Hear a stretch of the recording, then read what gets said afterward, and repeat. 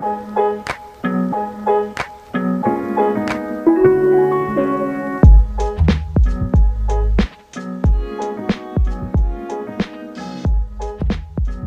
et messieurs, bonjour, bonsoir et bienvenue à un autre épisode de Sans restriction, avantage numérique. Pat Laprade, Anne-Sophie Betté, Kim Deschênes.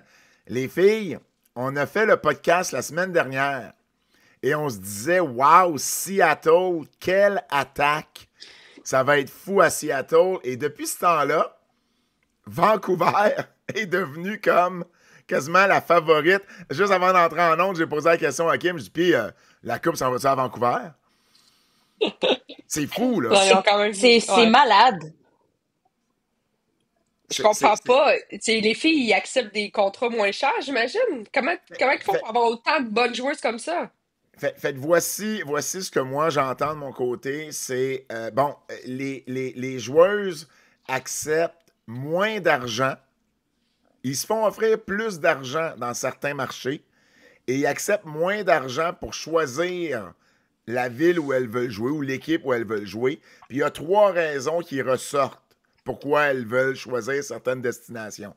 Évidemment, gagner l'année prochaine, parce que je reviens toujours à ce que Daniel Sauvageau a dit, c'est une ligue à court terme. Mais c'est vrai, mais le pire, c'est qu'elle a raison dans son analyse. C'est une ligue à court terme avec l'expansion, parce que tu ne sais pas l'année prochaine quelles joueuses vont te rester, puis quelles joueuses ou dans 2 ans. Donc, les filles veulent gagner rapidement, puis là, visiblement, Vancouver est la destination de choix, on va y revenir.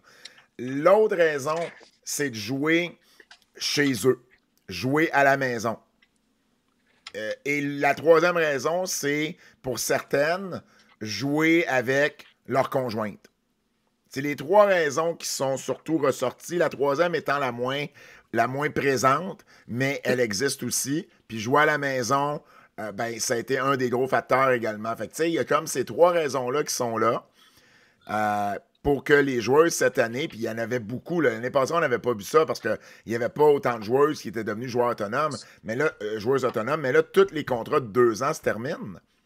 Donc, ça en fait beaucoup. Là. Il y avait eu beaucoup de contrats de 2 ans la première année, en plus des contrats d'1 an qui ont été signés l'année passée. Donc, ça faisait vraiment un bon afflux de joueuses.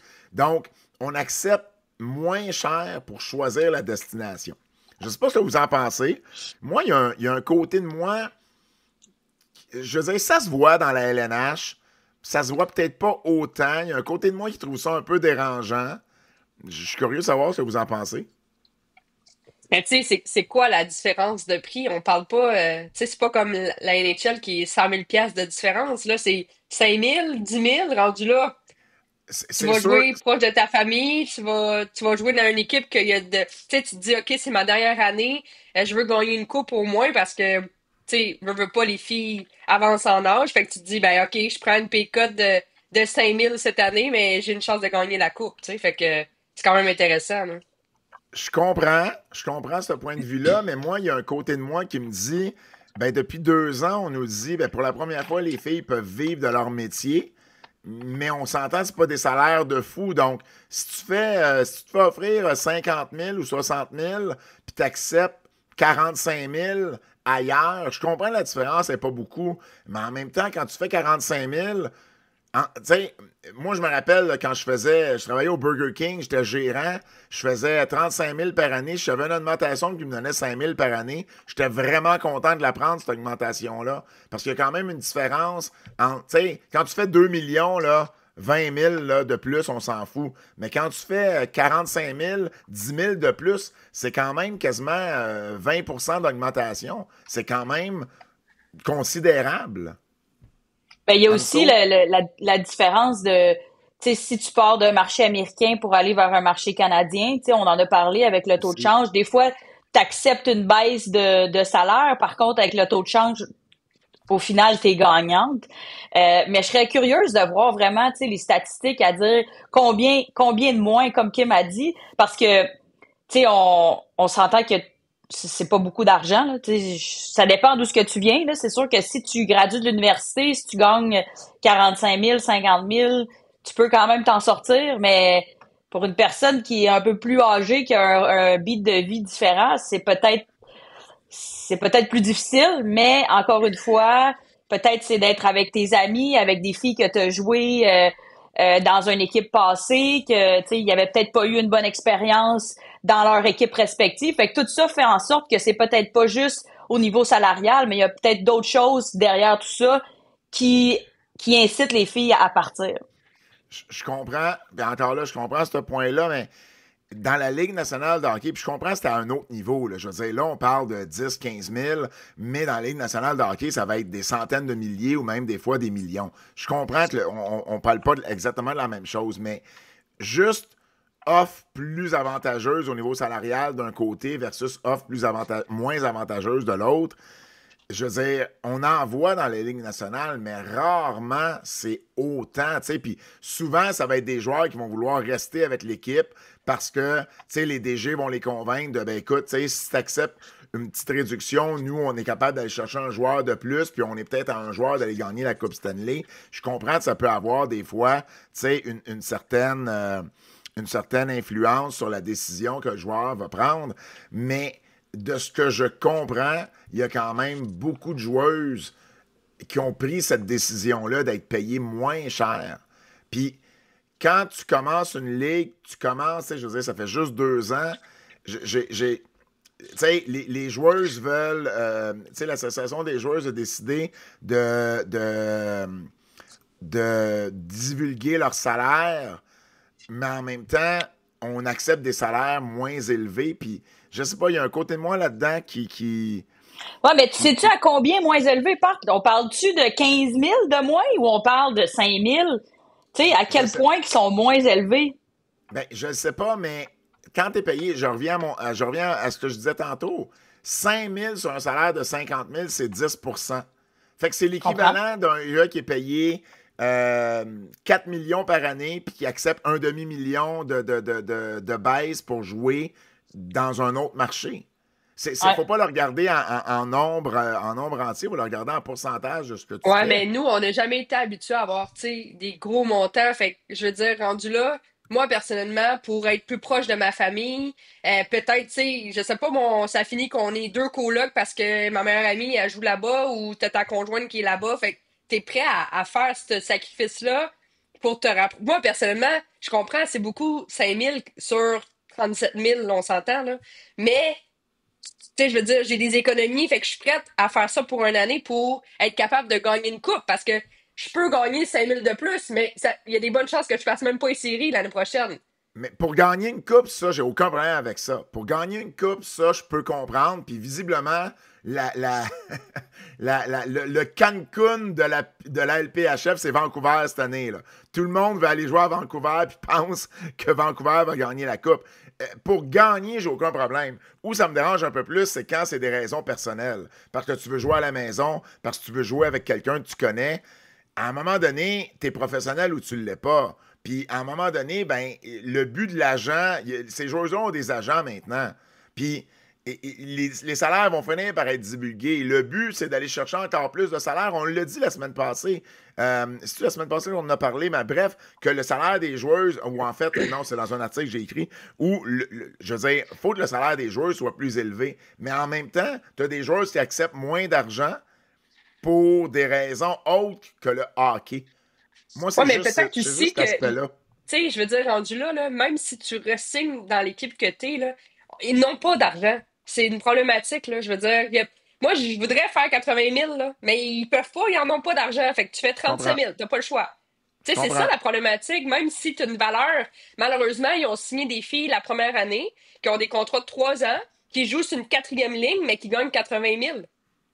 Fait que Ben, t'es pénalisé, là. bon, ben, ça m'amène à parler de ce que je voulais commencer, mais finalement, j'ai commencé avec carrément Vancouver.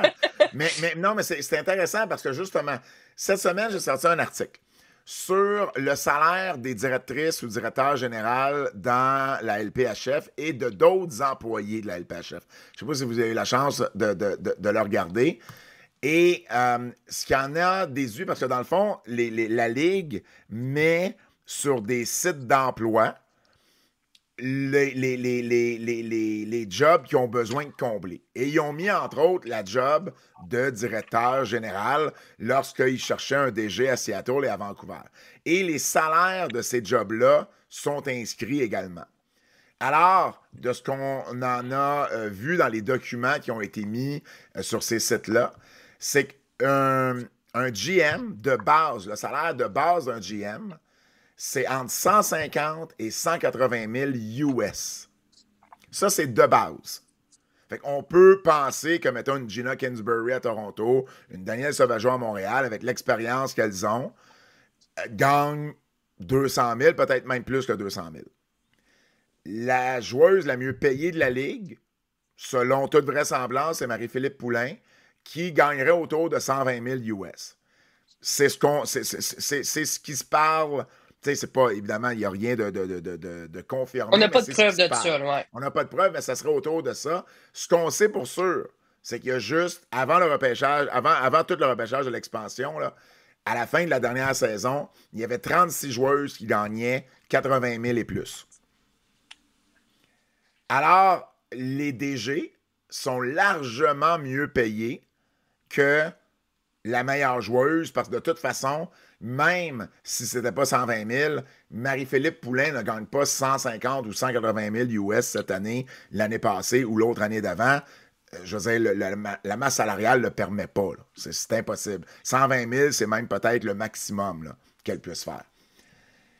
Si c'était juste ça, mais il y a d'autres positions également qui ont sorti. Donc, en anglais, le Director Team Business Operations. Le poste que Marie-Christine Boucher a à Montréal. Ben, quand ils l'ont mis en application pour Vancouver, et Seattle, en fait, ben, en argent US, parce que tout est en argent US, c'est entre 120 000 et 145 000 US. Encore là, mieux payé que tout le monde, sauf peut-être une.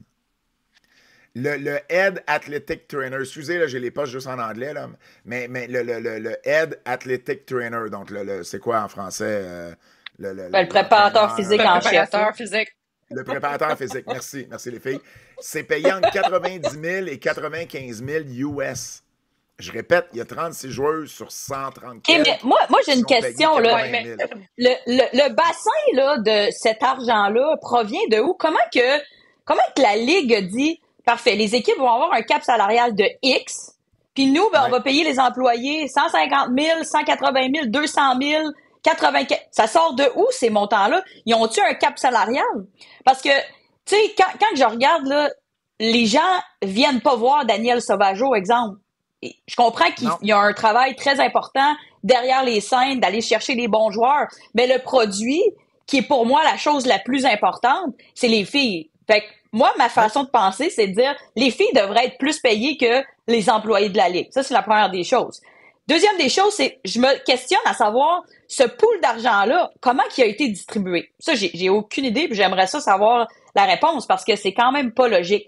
Mais ce que je remarque dans des sports professionnels féminins versus masculins, c'est la majorité du temps, à cause que le cap salarial est tellement bas ou il est tellement petit, que souvent, les directeurs généraux vont faire beaucoup plus d'argent que les joueurs, ou peut-être certains joueurs vont aller chercher des commandites puis qui vont gagner plus que, tu sais, tu regardes Marie-Philippe Poulin, elle fait plus que 120 000 US avec toutes les commandites. Caitlin Clark, même chose. Mais quand tu regardes, tu sais, moi, c'est ça qui me... Mais en tout cas, ça me dépasse un peu. Mais tu regardes du côté masculin, il va avoir peut-être un joueur de la 3e ligne ou de la 4e ligne qui va être moins payé que le GM, des meilleurs GM de la Ligue nationale, par exemple. Mais jamais tu vas avoir un GM qui va être plus payé qu'un McDavid, par exemple. Mais au féminin, on voit cette tendance-là.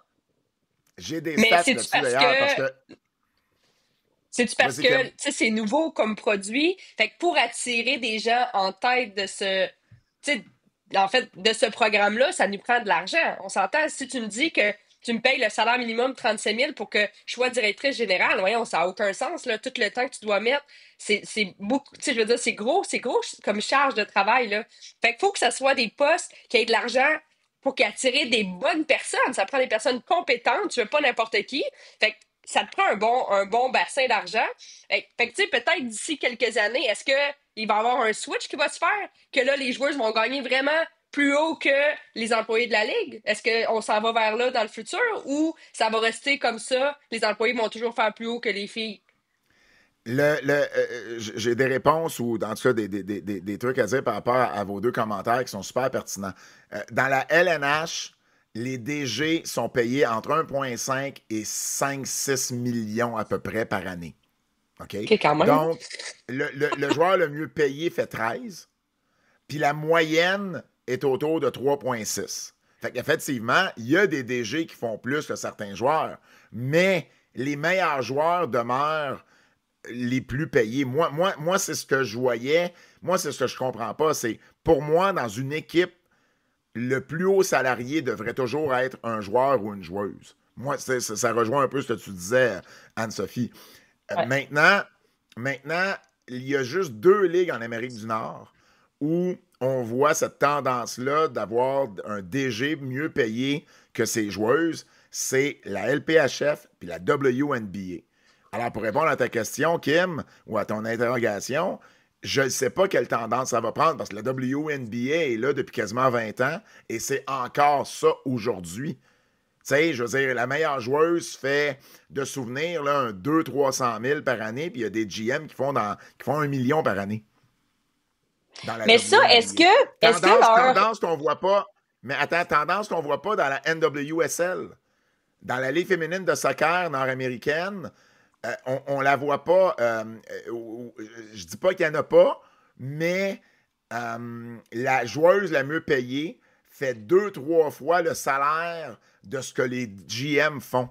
Fait que ça, c'était tendance. Puis si on se souvient bien, la NWSL n'ont pas eu peur de réouvrir leur convention collective et de revisiter à la hausse le salaire des joueuses. Donc, c'est peut-être le modèle à suivre et non pas la WNBA au final. Ouais. Mais dans les ligues féminines, c'est la NWSL qui est vraiment différente de la LPHF jusqu'à présent et surtout la WNBA. Sinon, toutes les autres ligues, NBA, NFL, MLS, MLB, c'est toute la même chose que la LNH. Là. Les joueurs sont bien mieux payés que les plus hauts salariés DG. L'autre aspect, puis je vais te laisser après, Anso, l'autre aspect, c'est le salaire. Je comprends qu'il faut des salaires compétitifs pour ces postes-là. Moi, le problème n'est pas avec le salaire que ces administrateurs-là font. Moi, le problème, c'est que les joueuses ne sont pas mieux payées que ça. Tu comprends? Ils devraient avoir une plus grosse part du gâteau. Parce que, tu vois, récemment, Courtney Kessel a quitté son poste d'entraîneur-chef avec Boston. Puis elle est allée à Princeton pour entraîner à l'université Princeton. Princeton, c'est là que la DG de Vancouver, parce que là, je veux dire son nom, ça ne me revient plus. Cara Gardner. Cara Morey. Oui, c'est ça, Cara Gardner. Cara Gardner elle Morey. a quitté le poste. Oui, elle a quitté son poste d'entraîneur-chef à Princeton pour venir GM de Vancouver. Et là, à l'inverse, Courtney Kessel quitte son poste d'entraîneuse de la LPHF pour aller à Princeton. Le poste de Princeton a été mis sur un site d'emploi et le salaire, il y avait vraiment une bonne marge, là, ça, je trouvais ça spécial. Le salaire, c'était marqué entre 137 000 et 250 000 US. Oh. Ça, c'est pour un poste d'entraîneuse. On s'entend, si les GM sont payés 180, 190, la coach est payée moins que ça. Là. Tu comprends? Une coach dans la LPHF là, doit faire plus qu'une Marie-Christine Boucher, mais moins qu'une Danielle Sauvageau. Tu sais, à quelque part, dans le 120, dans ce coin-là. Donc, c'est sûr que Princeton, ça devient intéressant, c'est de payer 200 000 pour faire la même job. Donc, j'imagine que la LPHF doit compétitionner avec ces salaires-là. Je comprends pourquoi les salaires sont élevés. Mais en même temps, ça, on parle de GM, on parle de postes comme ça, mais il y en a d'autres, là. Tu sais, un vidéo coordinator, là. Le rôle de Mick avec la Victoire de Montréal, c'est entre 60 et 65 000 que ça paye pour Seattle. Mais 65 000, c'est pas loin du double de ce que le salaire minimum dans la LPHF est. C'est fou quand même, hein? Le salaire minimum, là, c'est 40% des joueuses de la Ligue. Tu sais, c'est le vidéo coach, puis c'est rien encore là contre Mick. Mick fait un excellent travail, puis il est très compétent, puis il mérite chaque dollar qu'on lui donne. Un vidéo production manager, la personne qui fait les vidéos, c'est entre 60 et 70 000. Le social media manager, qui j'imagine avec la victoire, c'est Ariane. Elle fait entre 50 et 60 000. C'est entre 50 et 60 000. Mais Le en plus bas que j'ai gros, trouvé. leur salaire, ils le méritent, là. On s'entend, là. Oui. Oui, c'est des beaux montants, mais ils le méritent. Mais qu'est-ce qu'on dit, c'est que des filles qui amènent le public à venir, qui vendent les billets, eux, le produit, devraient faire beaucoup plus que qu'est-ce qu'ils font présentement. C'est injuste pour elle, présentement, là. Anso, tu voulais dire quelque chose il y a genre 2 jours, puis... Ouais, je sais, là, tu parles beaucoup trop, fait que bois de l'eau, là, puis tais-toi. Non, mais moi, là, tu sais, c'est comme j'ai dit tantôt. Comme j'ai dit tantôt, les gens viennent voir les filles, ils viennent pas voir les GM. Les GM doivent avoir une part de responsabilité parce que leur travail est pas facile. Mais moi, ce que je veux savoir, je reviens encore à ma question, comment ces budgets ont été déterminés de dire, ça, c'est le budget qu'on a pour les employés de la Ligue et ça, c'est le budget qu'on a pour le cap salarial des filles. Tu sais, c'est de là que ça provient tout ça. Puis je comprends que ça prend de l'argent pour attirer les joueurs. Puis les filles, je veux pas dire que je vais essayer d'utiliser un bon mot, mais on est un peu bonasse dans le sens que on est comme vraiment content que là finalement il y a une possibilité d'être payé pour jouer.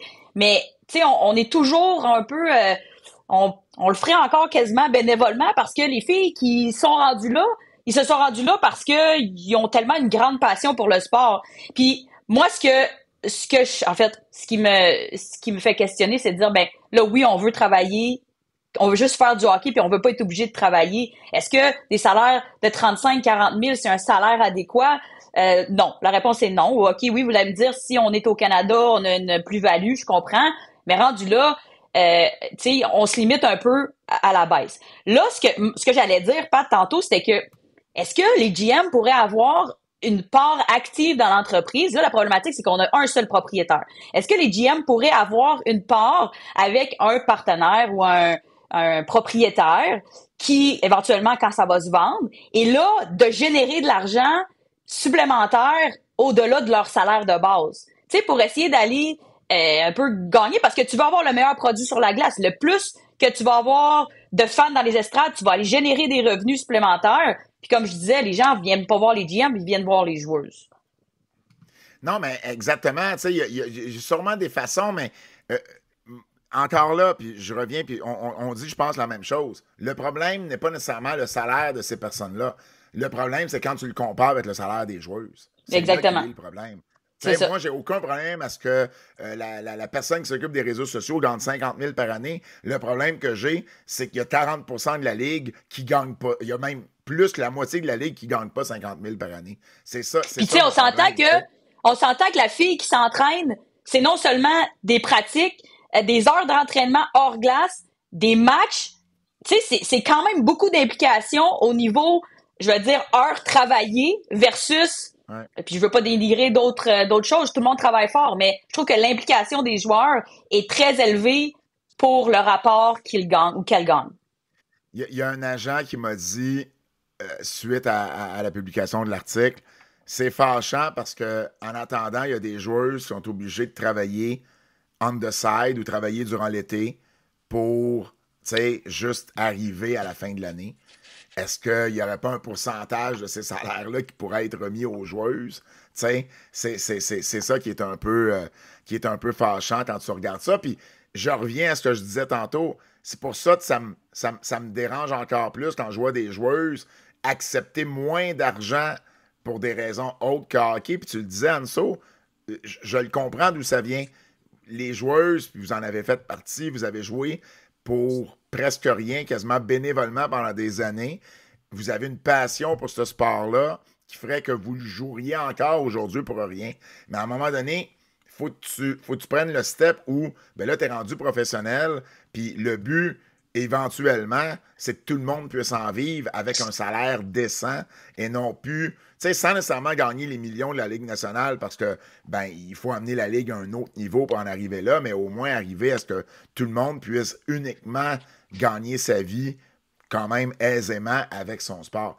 Ce qui est encore plus fâchant, c'est quand tu vois une nouvelle comme celle d'hier, puis je le sais que je veux pas mélanger les pommes et les oranges, puis il peut pas mettre cet argent-là dans la ligue non plus, mais j'ai pas pu m'empêcher de pas penser à la LPHF lorsque la nouvelle est sortie dans The Athletic, que Mark Walter, le propriétaire de la LPHF, qui est aussi propriétaire des Dodgers, ben achèterait les Lakers de Los Angeles pour 10 milliards de dollars. Tu vois, comme, dude, c'est cool, mais t'as de l'argent de lousse, là.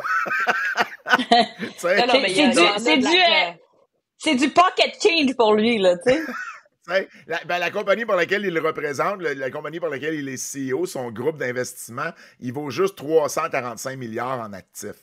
Juste ça. T'sais. Mais je veux pas, je le sais, là, j'entends déjà les gens me dire, ben oui, mais là, c'est pas la même chose. Puis il mettra pas 10 milliards dans LPHF pour payer mieux les joueurs. Je le comprends, ça là.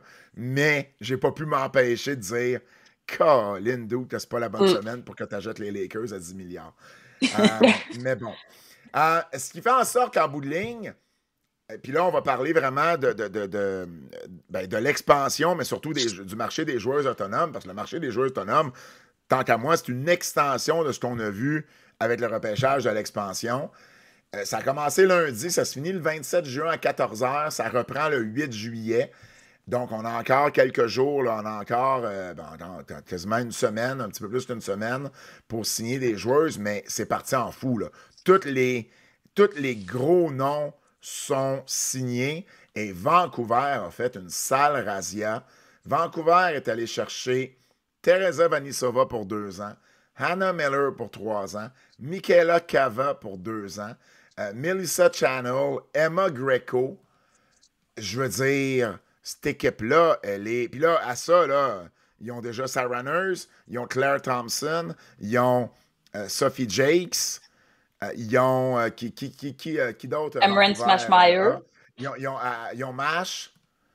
Je veux dire, c'est juste fou, là. C'est juste fou ce qui se passe avec Vancouver en ce moment. Mais c'est quand même... dans lequel Vancouver ne gagne pas la coupe?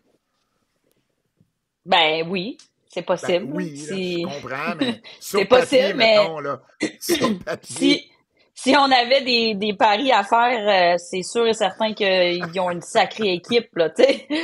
Mais je trouve que ça a été vraiment bien géré quand même au niveau de les choix qu'ils ont fait lors du repêchage, les choix qu'ils ont fait lors de la période de free agency.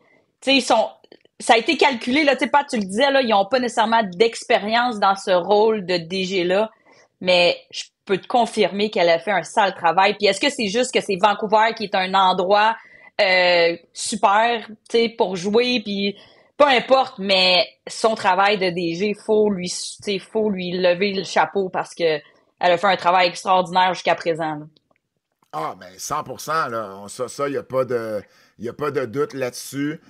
Encore là, je ne questionnais pas sa compétence, je questionnais l'expérience qu'elle n'avait pas dans ce rôle-là, mais force est d'admettre. Mais c'est sûr qu'en même temps, puis là, vous allez me trouver de mauvaise foi, mais c'est facile à être DG quand les joueurs sont prêts à gagner moins d'argent pour venir jouer chez vous. Je dis ça de même. C'est peut-être pas tout le monde. Mais faut quand même qu'il y ait un attrait, là. Comment t'as dit ça? Qu'est-ce que t'as dit, Anso? J'ai pas compris. J'ai dit, faut quand même qu'il y ait un attrait pour qu'ils veulent aller jouer là.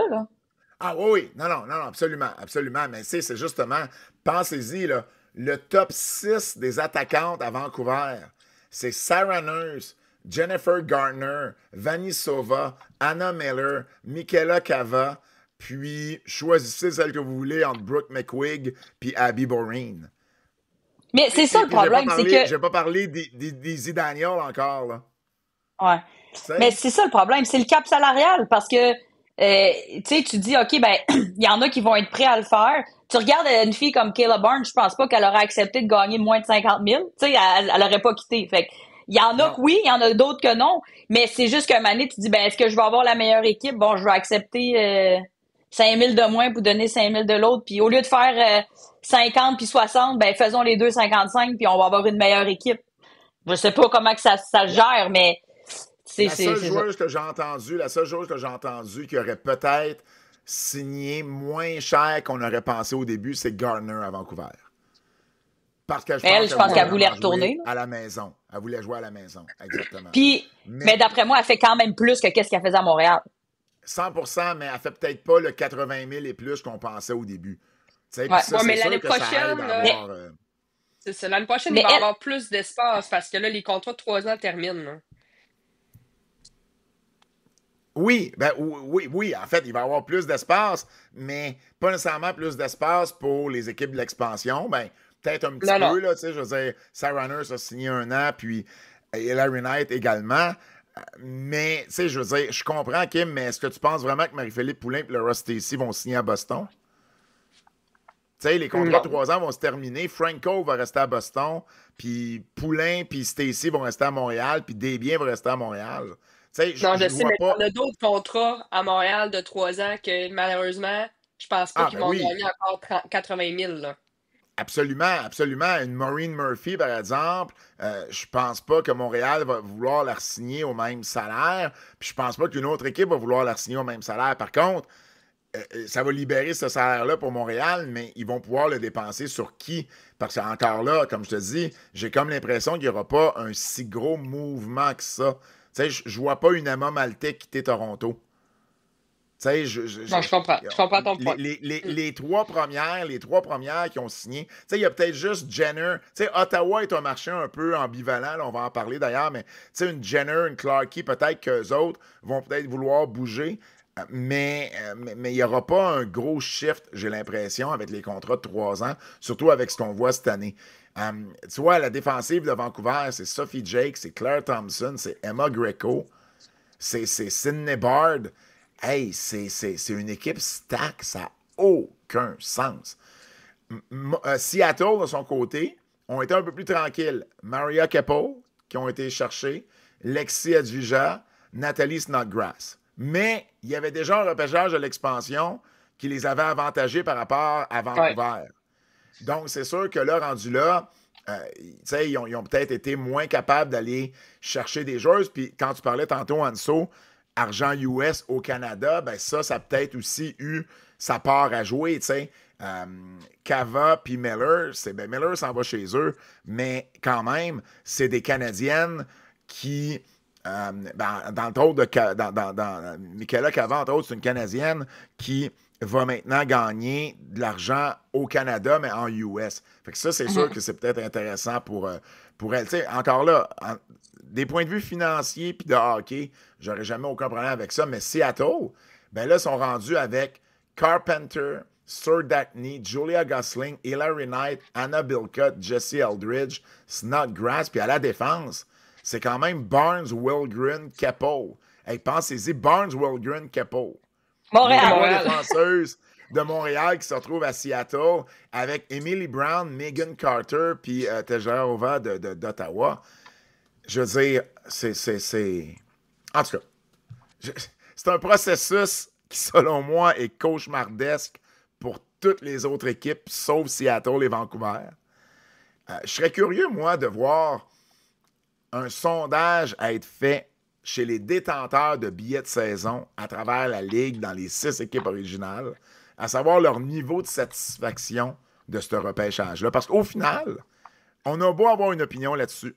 La Ligue a beau avoir une opinion, les DG, les joueuses, mais c'est le client qui est important de savoir qu'est-ce qu'il en pense, lui. Puis le client majoritaire ou le client que tu veux vraiment avoir son opinion, c'est celui qui achète des billets de saison. Puis moi, je serais curieux de savoir, mettons, le détenteur de billets de saison à Boston, à Ottawa, à Montréal, ce qu'il en pense de tout ça. Puis j'espère que la Ligue a assez les yeux ouverts pour faire ce sondage-là, puis prendre en considération les résultats du sondage. Parce que Mais tu je ne veux dois pas avouer faire que ça 2 Montréal, fois, là. mais je dois avouer que Montréal a quand même bien, Dennis Sauvageau a quand même bien joué du fait qu'on est allé chercher quand même DiGirolamo, Darkangelo, Scamara, qui ont signé Tébin. C'est des joueurs qui sont capables de jouer au centre, puis tu regardes n'importe quelle équipe de la Ligue nationale, qu'est-ce qu'ils font avant la période des transactions? Ils veulent aller chercher des joueurs de centre. Puis c'était un peu une problématique avec Montréal.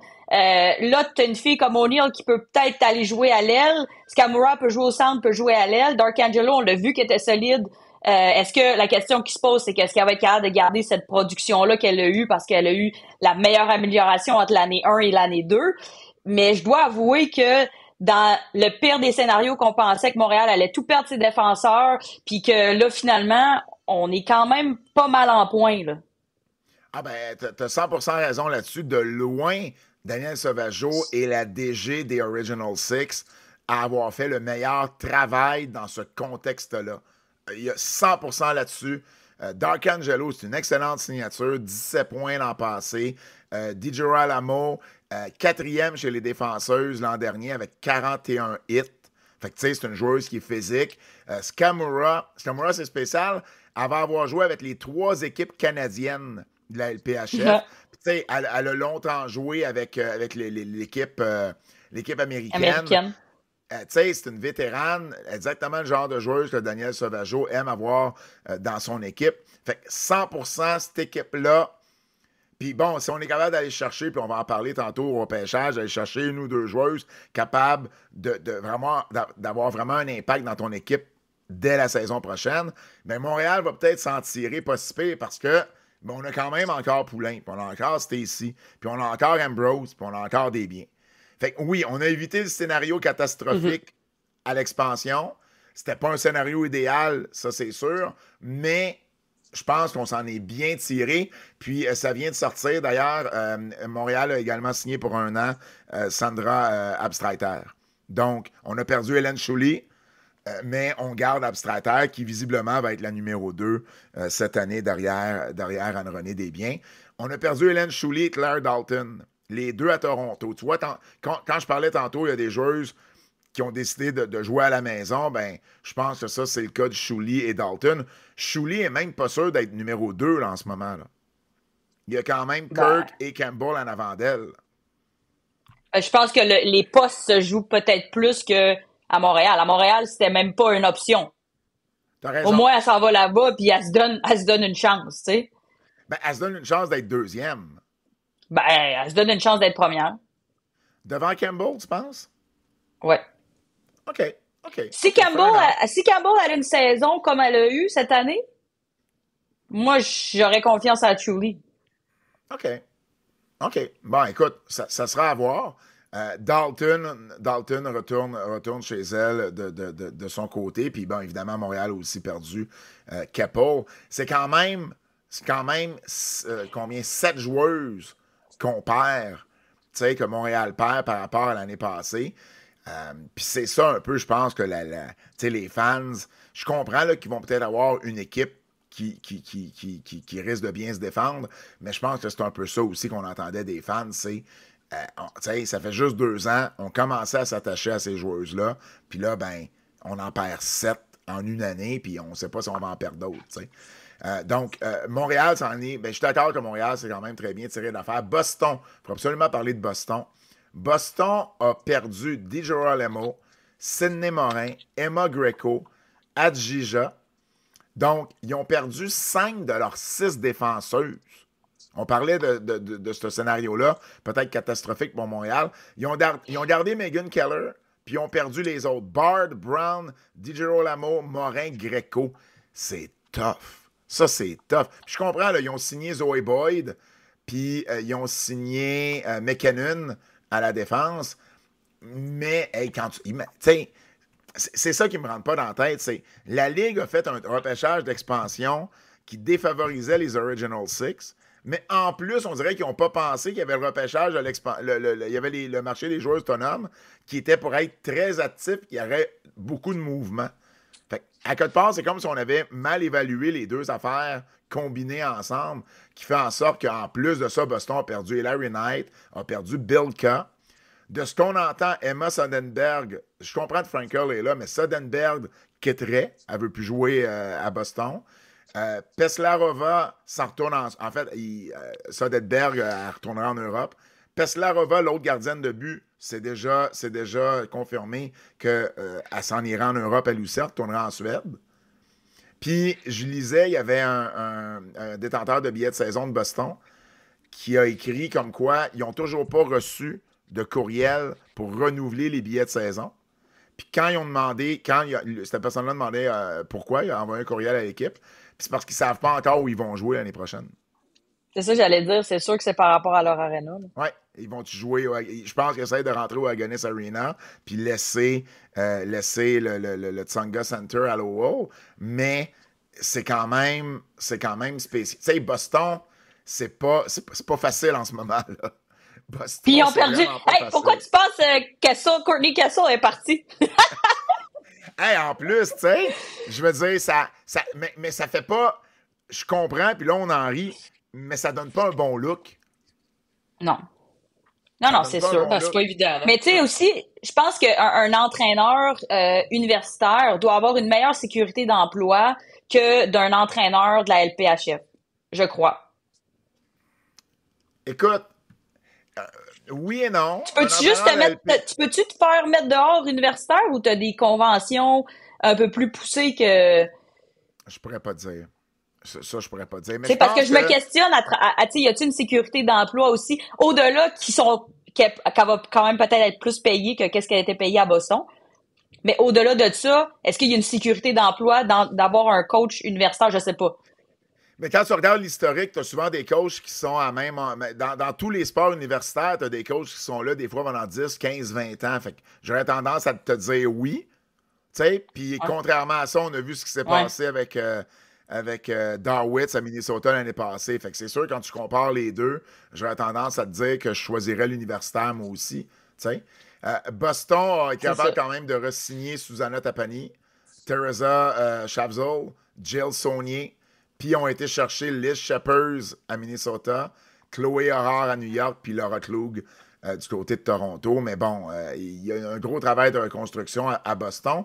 Puis je n'ai même pas parlé d'Ottawa, là. Ottawa, là, c'est complètement fou. Ottawa a perdu Vanisova, Jinsey Rose. C'est silencieux là-bas, là. Darkangelo, Snodgrass. En plus d'avoir perdu à l'expansion Ashton Bell, Tejlarova, Mash, Sir Dackney. Donc, Ottawa, c'est vraiment... c'est vraiment spécial ce qui se passe là-bas. Ce qu'on apprend, c'est qu'il y aurait plus de joueuses signées que ce qui a été annoncé jusqu'à présent. Ça, c'est un problème d'ailleurs avec la Ligue. La Ligue n'a pas... ça a été long avant que la Ligue confirme les premières signatures. De ce qu'on apprenait, c'est que la Ligue était complètement débordée, puis n'avait pas le temps de passer en revue toutes les offres ou toutes les confirmations d'offres qu'elle recevait. Fait que c'est pour ça que les Yann Kennedy, Hailey Sylvian, puis bon, toutes les autres sortaient des signatures, puis la Ligue ne confirmait rien. C'est que même la Ligue, je pense, ne s'attendait pas. C'est pour ça que je pense qu'elle a sous-évalué le processus du marché des joueurs autonomes cette année. Même la Ligue ne fournissait pas. Et c'est encore le cas à ce jour. Puis Ottawa aurait plus de joueurs signés que ce qu'on sait jusqu'à présent. Parce que jusqu'à présent, c'est Rebecca Leslie et Taylor House qu'elles ont re-signé et ont signé personne de nouveau. Mais ils ont perdu des joueurs en masse. Donc, parce que là, moi, j'y pensais, là, j'ai envie d'envoyer ma candidature, là, même si je joue sur le 4e trio, ça me dérange pas. Là. Aux 0 minutes, je vais gagner 35 000 US, puis je vais faire pour Ottawa. Hey, mais entre courtier immobilier puis joueuse de hockey, tu prendrais un esprit de drop de salaire, je pense. Ouais, ben ça, je peux mettre ma carrière sur pause quelques mois, là. Ah, ben oui, tout est possible. Qu'est-ce qu'on ferait pas pour le sport?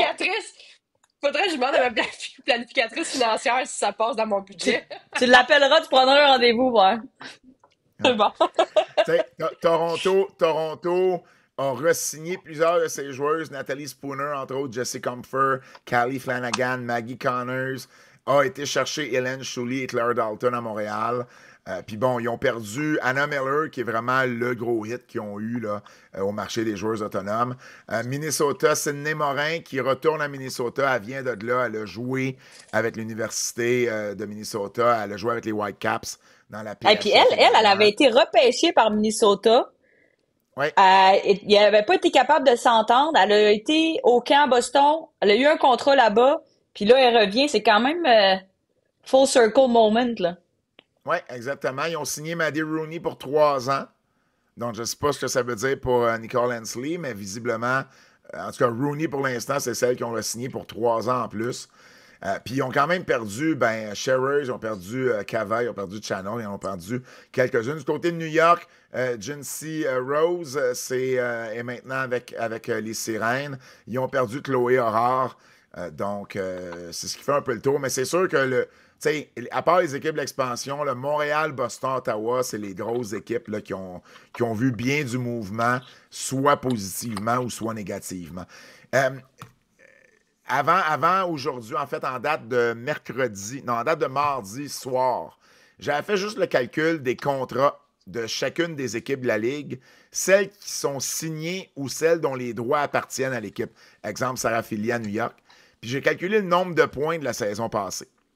OK? Je me suis juste amusé. Ottawa avait 10 contrats pour 90 points. Boston, 11 à 98 points. New York et Minnesota, 11 et 12 respectivement à 110 points. Montréal avait 11 contrats de signés pour 115 points. Toronto, 13 contrats pour 116 points. Il y a 2 équipes que je n'ai pas encore nommées, c'est Seattle puis Vancouver. Seattle, c'est 149 points. Puis Vancouver, 205 points. Ça n'a pas de bon sens. Tabarouette, 200. C'est incroyable, là. Incroyable ce qui se passe là-bas. Puis ça ne changera pas beaucoup parce que les joueurs autonomes, là, le Hockey News avait fait un top 25 des joueurs autonomes les plus recherchés ou qui seraient les plus en demande. De ce top 25-là, il en reste 4. Il en reste 4 qui n'ont pas signé. Michaela Grant-Mentis, Dominika Laskova, Jade Dany-Landry, puis Lauren Gable. Fait que 2 des 4 qui écoutent notre podcast. Puis, mais de ce que j'entends, Jade, elle a eu plusieurs offres, puis la décision est prise, là, de ce que j'ai compris. Mais je ne sais pas avec quelle équipe. Fait que ça devrait sortir dans les prochaines semaines, prochains jours. J'imagine, oui. Laskova, la rumeur, la garde pas à Montréal, mais est-ce qu'on va réussir à la garder pareil? Je ne sais pas. Puis bon, Grant Mentis, en tout cas, elle a eu ses hauts et ses bas à Montréal, mais ce serait peut-être pas vilain de la garder. Montréal aussi, dans les autres joueuses autonomes qu'elles doivent prendre une décision, c'est Alexandra Labelle, Catherine Dubois, Caitlin Willoughby, Gabrielle David, Kellyanne Nadeau. Tu sais, c'est des joueuses qui, justement, là, on va devoir prendre une décision. Est-ce qu'on leur offre quelque chose? Est-ce qu'on les invite tout simplement au camp d'entraînement? Est-ce qu'ils vont avoir d'autres offres? Tu sais, avec la profondeur de la défensive à Montréal qui a été affectée, est-ce qu'une Kellyanne Nadeau a sa place maintenant dans le top 6 de l'équipe? Tu sais, je pense pas qu'Alexandra Labelle, ce soit un problème. Dubois non plus. Je serais bien surpris de les voir ailleurs la saison prochaine. Willoughby, je ne sais pas. David, j'ai comme l'impression que Gabriel va plus explorer ses options. Puis Kellyanne Nadeau, c'est peut-être une de celles que je vois rester à Montréal. Puis dans les Québécoises, il reste Elisabeth Giguère. Elisabeth Giguère qui est agente libre, elle aussi. Donc, est-ce que c'est quelqu'un qui serait intéressé à revenir à Montréal? On sait qu'elle a également un historique avec Boston. Boston, est-ce qu'elle pourrait s'en aller là? Donc, ça reste à voir, mais c'est quand même intéressant de voir ça. Mais les gros noms sont tous sortis, là. Il reste plus rien qui va avoir. Puis je ne veux pas dévaluer les joueuses qui n'ont pas encore signé, mais ce que je veux dire, c'est qu'il n'y a plus d'All-Star. Il n'y a plus de joueuses vedettes disponibles sur le marché des joueuses autonomes. Tout le monde a pas mal trouvé sa place et ça va être la saison qu'on va avoir l'année prochaine. Maintenant, il reste le repêchage. Le repêchage qui va venir boucher certains trous, j'imagine. Lors du repêchage, je le répète, c'est New York premier, Boston deuxième, Toronto, Montréal, Ottawa, Minnesota, Vancouver, Seattle. Parce que, pour une rare fois, la Ligue a pris une bonne décision, 2 bonnes décisions en fait. Premièrement, Vancouver et Seattle vont repêcher 7-8 et ils vont alterner. Donc, première ronde, Vancouver repêche 7, ou repêche devant Seattle. Deuxième ronde, Seattle va repêcher devant Vancouver et vice-versa pour les 6 rondes. Sinon, du côté du reste des équipes, ben c'est vraiment basé comme la Ligue nationale, c'est-à-dire basé sur les performances en séries éliminatoires. Ce qui fait qu'à un moment donné, on pensait même que Montréal était peut-être pour repêcher 8e si on mettait Vancouver, Seattle 2 et 3, puis qu'on y allait comme le dernier repêchage, c'est-à-dire avec la saison régulière, vu que Montréal a fini premier de la saison régulière, mais non. Vu que Montréal a perdu en première ronde des séries, tout comme Toronto, mais Toronto a fini derrière Montréal, mais Toronto va repêcher devant Montréal au numéro 3. Et là, Montréal a la chance de repêcher 4e. Et ça, c'est un énorme avantage parce que cette année, il n'y a pas une énorme profondeur dans le repêchage, mais les 4 premières joueuses, c'est des joueuses qui vont avoir un impact rapidement dans leurs équipes. Et là, Montréal repêche 4, 12, 20. Montréal a quand même la possibilité de repêcher 3 fois dans les 20 premières. Fait que ça aussi, ça pourrait être avantageux. Si on regarde la liste que l'Hockey News a publiée, parce que la Ligue ne fait pas un classement des meilleurs prospects comme dans d'autres ligues professionnelles. J'imagine que ça va venir avec le temps, mais c'est pas encore instauré. Donc, l'Hockey News est pas mal la Bible à ce niveau-là pour l'instant.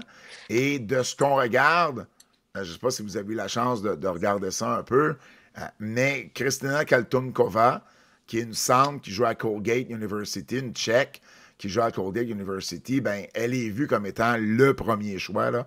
Elle a bien performé aux mondiaux avec la Tchéquie. C'est quelqu'un qui a très bien joué aussi, qui connaît déjà un peu le système nord-américain. Pour une Européenne, ça aide énormément. Donc, c'est elle qui serait vue comme étant la première choisie. Ce que je veux voir avec vous, c'est Montréal repêche au 4e rang. Est-ce que vous y allez avec la meilleure joueuse disponible ou vous y allez avec une joueuse de position? Puis si oui, on a plus besoin d'une défense ou d'une attaquante, selon vous? Ben, c'est sûr, c'est toutes des bonnes questions. La problématique de Montréal, ça a tout le temps été de compter des buts. Fait que là, c'est sûr que ça va être de voir qu'est-ce qu'on fait avec une Kristen O'Neill. Est-ce qu'on la garde au centre? Est-ce qu'on signe une Alexandra Labelle que toute notre ligne de centre est déjà complétée? Tu sais, il y a une Nicole Gosling qui peut être quand même intéressante à la défense. Les autres, tu sais, personnellement, je les connais un petit peu moins quand même. On l'a toujours dit, il y a quand même un gap entre universitaire puis la ligue professionnelle dû à la physicalité, la rapidité. Mais on regarde une fille comme Sarah Fillier qui s'est super bien adaptée. Mais tu sais, quand on regarde ça, peut-être que justement, si on perd une Laskova, est-ce qu'on voudrait aller chercher, tu sais, une Nicole Gosling à la défense?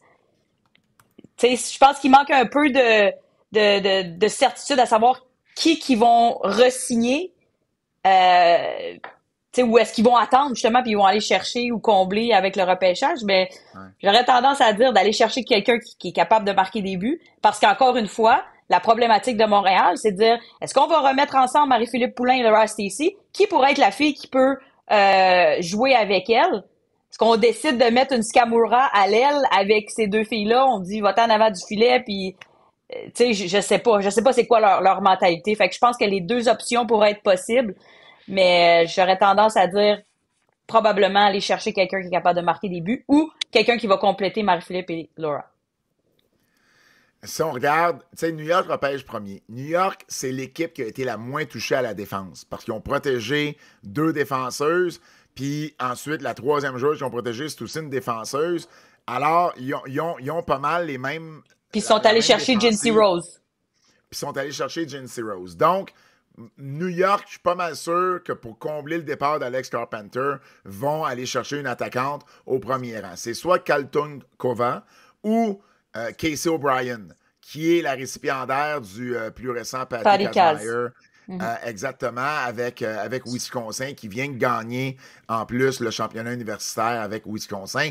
Donc, j'ai l'impression que c'est une des deux que New York va aller chercher. Boston, à l'inverse, Boston s'est fait s'est fait ramasser à la défense. On en a parlé. Alors, j'ai l'impression qu'eux autres vont aller chercher soit une Gosling ou Hayley Wynn du côté de Clarkson University, qui, elle, joue avec l'équipe américaine. C'est une top, tu sais, c'est une des top 4 avec l'équipe américaine. Vient de gagner le championnat mondial de hockey. Donc, j'ai l'impression que Wynn ou Gosling vont aller à Boston.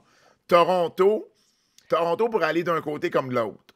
Oui, ils ont perdu Sarah Nurse, mais ils ont perdu Sarah Nurse, ils ont perdu Anna Miller. Fait que peut-être qu'ils vont être plus tentés d'aller vers l'attaque, ce qui voudrait peut-être dire qu'O'Brien ou Kaltunkova seront plus disponibles rendus au choix de Montréal. Alors, Montréal pourrait peut-être avoir une Hayley Wynn ou une Nicole Gosling s'ils veulent aller chercher les meilleures joueuses disponibles ou une défenseuse. Par contre, il y a un choix que je trouve intéressant. Encore là, je reviens sur Daniel Sauvageau qui dit, c'est une année à la fois, là. Si elle veut gagner maintenant, il y a la Finlandaise Michelle Karvinen, qui a 35 ans, un peu plus âgée, mais qui a de l'expérience. Écoute, c'est la Finlandaise qui est la meneuse dans l'histoire de la Finlande, dans les compétitions internationales. Quelqu'un qui joue en Suède cette année. Peut-être un petit peu plus âgé, mais en même temps, si tu regardes ça une année ou deux à la fois, tu sais, puis tu te rappelles que tu as perdu de toute façon 4 de tes 5 premiers choix cette année, tu te dis, ben ça change quoi de repêcher une fille qui est plus âgée? Puis c'est peut-être quelqu'un qui arrive avec une meilleure maturité, plus d'expérience, qui va peut-être trouver le gap moins difficile, peut-être. En même temps, tu sais, les Européennes ne connaissent pas nécessairement énormément de succès la première année dans la LPHF, mais elle n'a pas 22 ans comme une Young Bloom, par exemple. Fait que c'est peut-être un choix qui pourrait peut-être intéresser Sauvageau si jamais elle veut aller dans ce coin-là. Donc ça va être intéressant de voir où elle va vouloir aller. Dans la deuxième ronde, si on regarde au 12e rang, ben, il y a des options. Puis encore là, je m'en vais vers une Européenne, Sarah Hjalmarsson, une centre de 27 ans, qui, elle, a déjà joué en Amérique du Nord dans la NCAA, qui joue en Suède, et c'est peut-être la personne qui pourrait faire débloquer une Young Bloom à Montréal, puis être un bel atout si elle est encore disponible au 12e rang. Tu vois, vous voyez la Hockey News, la classe au 14e rang. Donc, c'est peut-être Mais tu veux-tu aller chercher un autre joueuse de centre? On en a déjà beaucoup, là. T'as raison, mais il y a toujours le dossier Labelle qui n'est pas réglé. Tu me parles qu'une O'Neill pourrait peut-être jouer à l'aile. C'est peut-être. Puis bon, ouais, mais là, t'as Poulain, Darkangelo, Scamura. Oui. Ouais. Moi, je pense qu'Alex Labelle va rester à Montréal. Ça serait la chose logique à faire. T'as O'Neill. Fait que déjà là, t'es à 5. Là. Tu irais-tu en chercher un autre? Moi, je pense pas. Écoute, c'est un bon point que t'amènes là.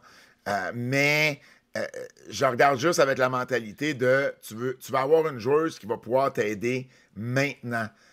Je suis pas sûr, mettons, tu sais, quand je regarde là, dans le coin là, du 14e rang, tu as une Kiara Zanon, une ailier gauche à Ohio State, mais c'est une fille de 22 ans qui est pas dans les meilleures marqueuses de son équipe. Je me dis à quel point elle va être capable d'avoir un impact maintenant. Mais elle joue à l'aile. Tu sais, Dara Gregg, cette année, là, elle a-tu eu un si gros impact que ça avec l'équipe? Non. La réponse est non. J'ai l'impression qu'une Zanin, c'est un peu la même chose. C'est une joueuse, ça va y prendre quelques années avant peut-être de se trouver dans la LPHF.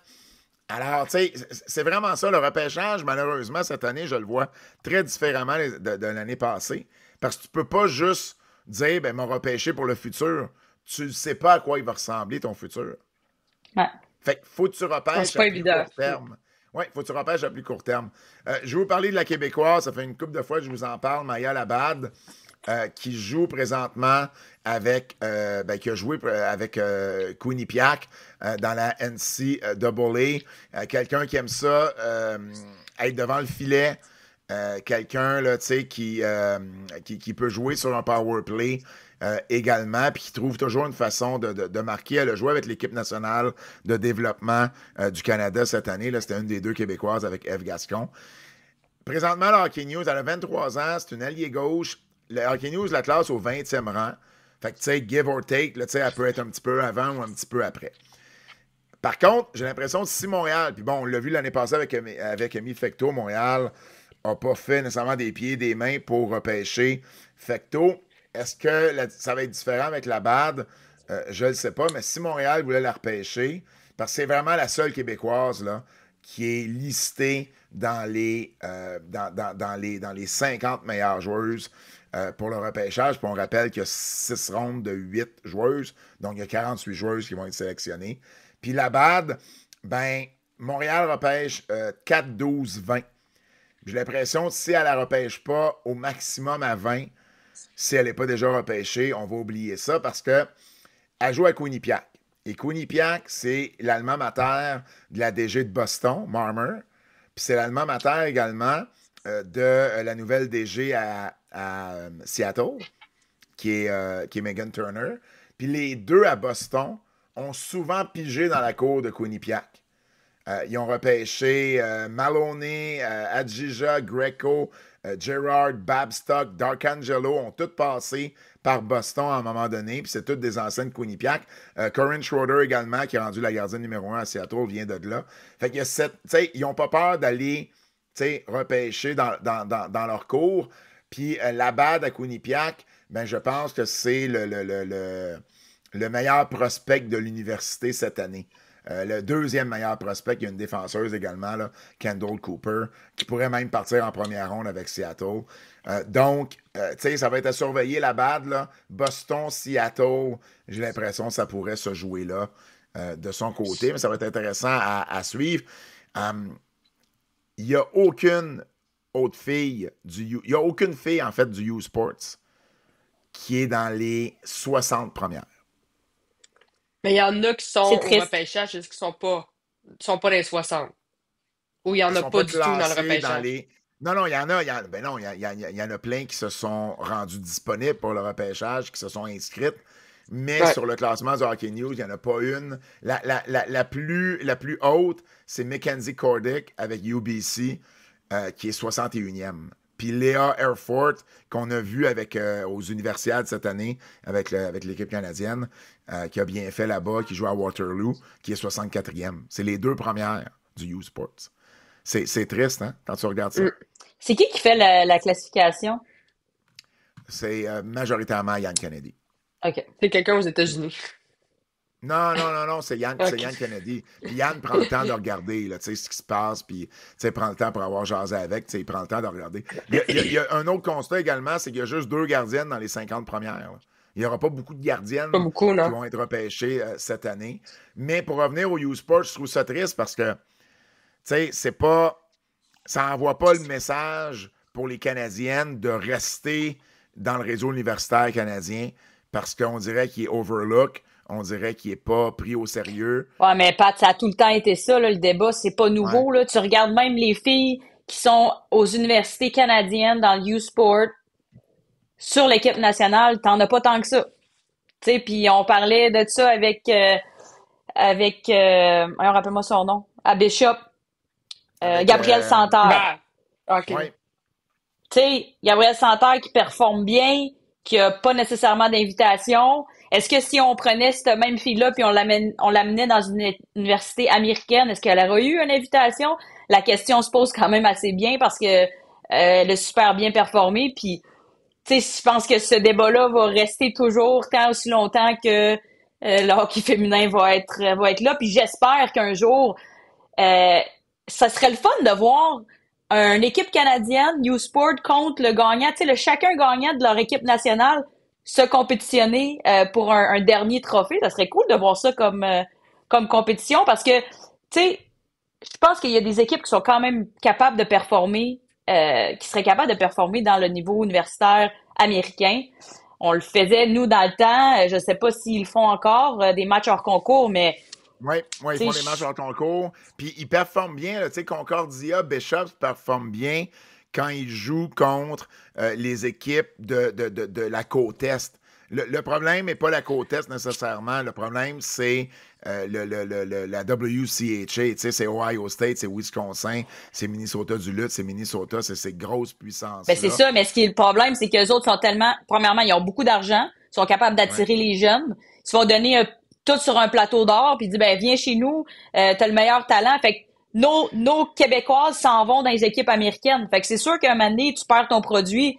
C'est un peu difficile à battre ou à débattre, dire ben ok, nous on est une université canadienne, on n'a pas vraiment beaucoup d'argent à t'offrir, mais on aimerait vraiment ça, on est super fin, tu sais, c'est un peu ça que c'est un peu ça que c'est là que le bas blesse. Là. Mais, tu sais, ils doivent mettre l'emphase sur les études parce qu'on le voit, tu sais, nous, on a des amis en commun qui ont été étudiés aux États-Unis, puis malheureusement, quand ils reviennent ici, ils doivent retourner encore aux études pour compléter Ouais. un bac, une maîtrise, pour être capable d'être reconnus dans leur milieu de travail. Fait que, tu sais, les Québécoises qui restent ici, ben oui, tu restes pour le hockey, mais tu restes aussi pour les études, là, pour être Ouais, mais je reconnu comprends, mais là, une à fois ça sur le qu'une marché ligue du travail. professionnelle, à ça qu'une ligue professionnelle, les filles Ouais. n'auront pas nécessairement besoin d'aller travailler comme nous, on avait lorsqu'on graduait à l'université. Fait que ça reste que c'est une porte d'ouverture. Puis peut-être que dans ces filles-là qui rentrent cette année, qui ont un 3-4 ans devant elles, ben dans 3-4 ans, la ligue, elle va être rendue où? On le sait pas. Mais probablement que les salaires vont ils vont avoir l'indexation là, de 3% par année. Mais tu sais, après ça va avoir l'air de quoi? Fait que je pense que tu sais, oui, je comprends ton point, mais reste qu'au final, les filles vont jouer universitaire, puis je te le dirais, pas mal 90-95% probablement de ces filles-là vont vouloir jouer dans LPHF. Pour compléter avec le repêchage, il y a 9 Québécoises qui se sont inscrites. Donc, il y a Maya Labad. Il y a également du côté de l'Université de Vermont, Evelyne Blais-Savoie et Jeanne Gervais, la gardienne de but. Du côté de Bishop, c'est Angélique Pagé et Maude Pépin. Concordia, il y a Léonie Filbert. Il y a également Liliane Perrault, qui avait signé comme réserviste l'an dernier à Montréal, qui a joué en Suède, qui s'est inscrite. Et un dernier nom qui est un peu plus surprenant et que vous connaissez bien, Kayla Tutino. Kayla Tutino, qui est une joueuse qui a joué avec vous Les Canadiennes. avec les Ouais. Canadiennes, c'est ça? Ouais. Ouais. Puis je pense qu'elle a essayé de jouer avec l'équipe italienne, Ouais. l'équipe nationale italienne. Puis moi, j'en avais entendu parler l'été passé, parce que je pense qu'elle est venue jouer un match ou deux dans la Ligue Living Sissou, la Ligue d'été. Donc, elle s'est également inscrite. Donc, voilà 9 Québécoises qui pourraient être repêchées lors du repêchage qui va avoir lieu le 24 juin prochain. On termine avec les prédictions pour les prix de l'année. Donc, les prix de l'année, c'est mercredi prochain, le 25. Je dis mercredi. C'est mercredi le 25 ou c'est... Oui, mercredi le 25, exactement. Mercredi le 25. Donc, je répète comment ça fonctionne, ou je rappelle comment ça fonctionne. Donc, 50% des points, c'est les médias qui votent, dont j'ai fait partie cette année. 25%, c'est les DG et les coachs de la Ligue. 15%, c'est les commentateurs qui font les matchs dans les différents marchés de la Ligue. Et 10%, c'est l'association des joueurs. Donc, les votes sont rassemblés, les pourcentages sont donnés et en émane une gagnante. On a les finalistes pour chacun des prix. Moi, je vais vous dire qui j'ai voté dans ces prix-là. Fait que je dévoile ça pour la première fois d'ailleurs. Là, j'avais pas écrit ça nulle part encore. On va commencer avec le prix de recrue de l'année. Je vous rappelle, c'est les dernières prédictions qu'on fait pour notre championnat de prédiction. Et la semaine prochaine, c'est notre dernière édition du podcast. On va revenir là-dessus, mais on va aussi revenir sur les choix qu'on avait faits au début de l'année. Ça va être intéressant de revisiter ça. On commence avec les recrues de l'année. Les 3 finalistes sont Sarah Fillier, Jennifer Garner, Gwyneth Phillips. Moi, mes 3 choix dans l'ordre, parce qu'il fallait les mettre dans l'ordre, c'était Sarah Fillier, Jennifer Garner et Gwyneth Phillips. Si c'est pas Sarah Fillier que vous avez, je me cherche d'autres personnes avec qui faire un podcast l'année prochaine. Non. C'est elle. Next! Next, Sarah Fillier. Si c'est pas... En fait, je vais aller plus loin que ça. Si c'est pas unanime que ça... Je sais pas si on va avoir les détails des votes. Là, je serais surpris parce que transparence n'égale pas nécessairement le PHF. Mais si on l'avait, j'espère que c'est unanime. J'espère que c'est unanime. Coach de l'année. Les finalistes sont Corey Chevry, Troy Ryan et Carla McLeod. Et là, je rappelle que ça a été voté avant les séries éliminatoires. Ça, c'est important. Ouais, Là, parce donc, que je pense tout que le ce qui est choix passé en aurait série, changé. Ouais. ben peut-être. Mais mon top 3 en ordre, quand j'ai voté, Corey Chevry, Troy Ryan, Carla McLeod. Votre choix. Ben, moi, je pense que c'est Corey aussi, avec le fait qu'on terminé en première position là, de l'année. Fait que moi, je vais pour Corey. Ben, c'est ça, c'est logique. C'est, tu sais, 1, 2, puis 4, Un, ben, deux, puis 3, l'équipe qui a 3, été, 4 qui ben, étaient à l'équipe qui a égalité. eu, oui, puis l'équipe Ottawa qui a eu la meilleure deuxième moitié de saison. Tu sais, c'est ça qui a été renversant avec Ottawa. Tu sais, c'est leur deuxième moitié de saison qui a été extraordinaire. C'est d'ailleurs pour ça que j'avais mis Carla McLeod. Donc, tu prends Corey toi aussi, Anso? Ouais. Oui. Défenseuse. Défenseuse de l'année. Les finalistes sont Renetta Fast, Claire Thompson et Sophie Jakes. Mes choix en ordre. Renetta Fast, Sophie Jakes, Claire Thompson. Ce qui est décrissant, il y en a 2 des 3 qui sont plus avec leur équipe. Mais ça, c'est un débat. Ben, moi aussi, Donc, je suis mon d'accord choix à pour moi, Fast. évidemment, c'est Fast. Ben oui, Moi c'est aussi. sûr. Anso, Ouais. à date, on s'entend. À date, il n'y a pas trop d'obstinage. J'aime ça. Gardienne de l'année. Les finalistes sont Anne-Renée Desbiens, Aaron Frankel, Gwyneth Phillips. Moi, mes choix, c'était Anne-Renée Desbiens numéro 1, Frankel numéro 2, Corinne Schroeder numéro 3. Le choix de Phillips m'a vraiment surpris. Au point que je me souviens, sur le broadcast d'un match des séries, Isabelle Leclerc a dit sûrement que les performances en série de Phillips ont influencé la décision. Puis je me rappelle d'avoir Ben oui, envoyé un c'est message sûr. pour lui dire, ben non, parce que tout a été voté avant le début des Ah séries. ben.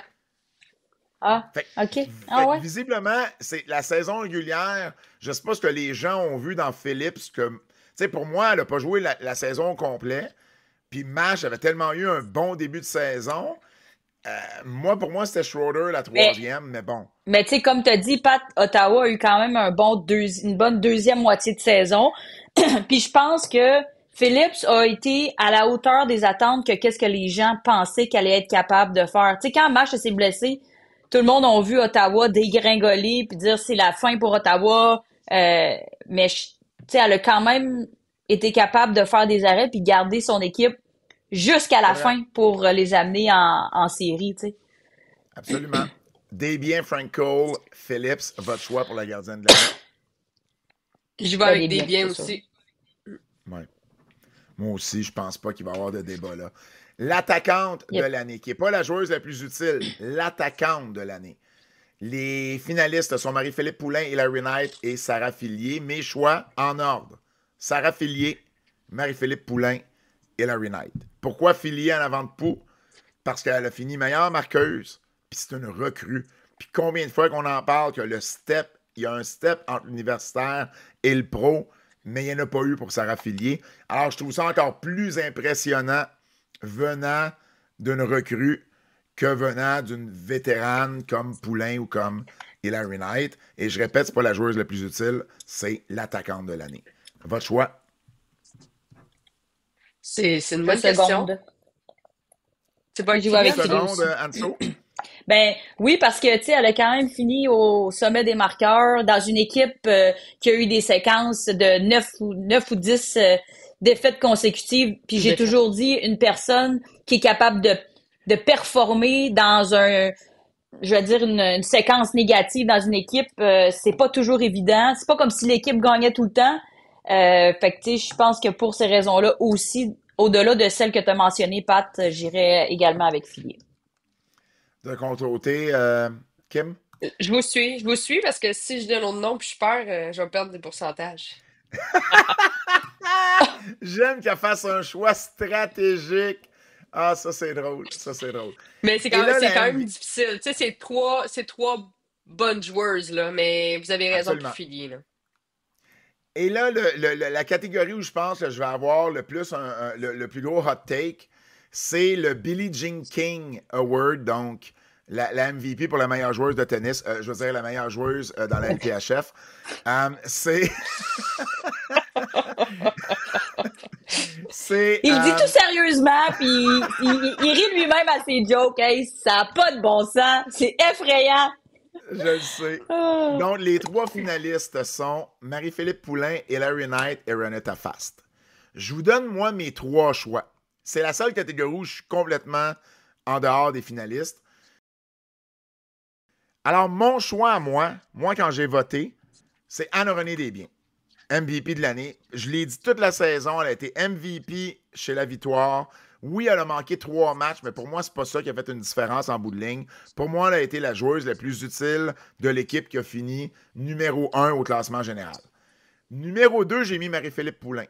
Parce que je comprends 2 dans la même équipe, ça peut paraître bizarre, mais Marie-Philippe amène quelque chose qui est différent, puis elle a été la meilleure buteuse de l'équipe, puis elle a aussi été très, très, très utile à son équipe. Et au numéro 3, moi, j'ai mis Teresa Vanisova. Parce que si Ottawa a fini par faire les séries, pour moi, c'est beaucoup à cause d'elle. Elle a marqué 15 buts, 22 points. Ça a fait une grosse différence à Ottawa. Et pour moi, elle a été la plus utile à son équipe. Maintenant, bon, Fast, c'est un excellent choix. C'était la joueuse la plus utile à Toronto. Puis moi, j'ai un problème avec Hilary Knight dans les finalistes. Parce que pour moi, tu n'as pas été utile à ton équipe si ton équipe ne fait pas les séries. Tu as été utile à quoi? Ton équipe n'a pas fait les séries. Meilleure attaquante, je comprends. Utile, j'ai toujours plus de misère à voter pour quelqu'un que son équipe n'a pas fait les séries. Puis ça a toujours été comme ça, puis peu importe la ligue ou le sport. Maintenant, je rappelle les finalistes. Marie-Philippe Poulin, Hilary Knight, Renetta Fast. Je vais dire mon choix parce que là, ben, pour la première fois, mon choix n'est pas dans les 3 qui étaient Anne-Renée Desbiens. Avec les choix qu'on a là, je vais y aller avec Marie-Philippe Poulin. Parce que visiblement, ça veut dire que la majorité des gens ont vu plus Poulin utile à son équipe qu'Anne-Renée Desbiens. J'ai la misère à voir quelqu'un d'autre que Poulin dans ce pool de 3 joueuses-là. De votre côté à vous? Moi aussi, je vais avec Marie-Philippe Poulin. Puis Hilary Knight a été utile à son équipe à ne pas finir dernier. Non, mais tu sais, tu dis que ça a été voté avant les séries. Toi, tu vas mettre une fille d'Ottawa qui on pensait pas qu'elle allait faire les séries. Fait qu'à un moment donné, c'est tough aussi de. Tu sais, je veux dire. Tu comprends ce que je veux dire? Ben, t'as été voté pour une fille que tu savais même pas qu'elle allait faire les séries. Fait que là, si elle avait été sélectionnée, ils font pas ici. Non, Anso, Kim, ça a été fait après la saison régulière, mais avant le début des séries. OK, fait que tu savais qui était qui faisait 100%. les séries. Ah, OK, je comprends. Ouais. Mais moi, OK, ben de ce côté-là, ton point est valide, là. Mais moi aussi, c'est Poulin. Mes points sont toujours valides. Oh! Non. Je veux juste terminer en dévoilant, parce qu'on votait également, je ne vous demanderai pas de faire l'exercice, mais on a voté également pour les équipes d'étoiles. Ma première équipe d'étoiles, évidemment, 3 attaquantes, 2 défenseuses, une gardienne. Poulin, Filier, Knight à l'attaque. Fast et Jakes à la défense, Desbiens devant le filet. Stacy, Darrell Watts et Vanisova pour la deuxième équipe d'étoiles à l'attaque. Thompson et Ambrose à la défense. Frankel devant le filet. Et l'équipe d'étoiles recrue. Filier, Gardiner, McQuigg, Barnes, Wilgren à la défense et Phillips devant le filet. Et encore là, 4 de ces 6 recrues-là se retrouvent à Vancouver ou à Seattle. Donc, voilà. La semaine prochaine, les filles, c'est notre dernière de la saison. On se fait ça en studio. Et puis, ben, on va revenir sur le repêchage. On va revenir également s'il y a d'autres signatures, parce que j'ai l'impression qu'il va y en avoir d'autres également. Et on va revenir sur nos prédictions pour les prix de l'année, sur les prix de l'année. Et on va jaser de tout ça, dernière de la saison. Ça a été bien le fun de faire ça encore une fois avec vous. Et ben sinon, au nom de Kim Deschaines et Anne-Sophie Betté, mon nom est Pat Laprade et on se dit à la semaine prochaine. C'est un rendez-vous.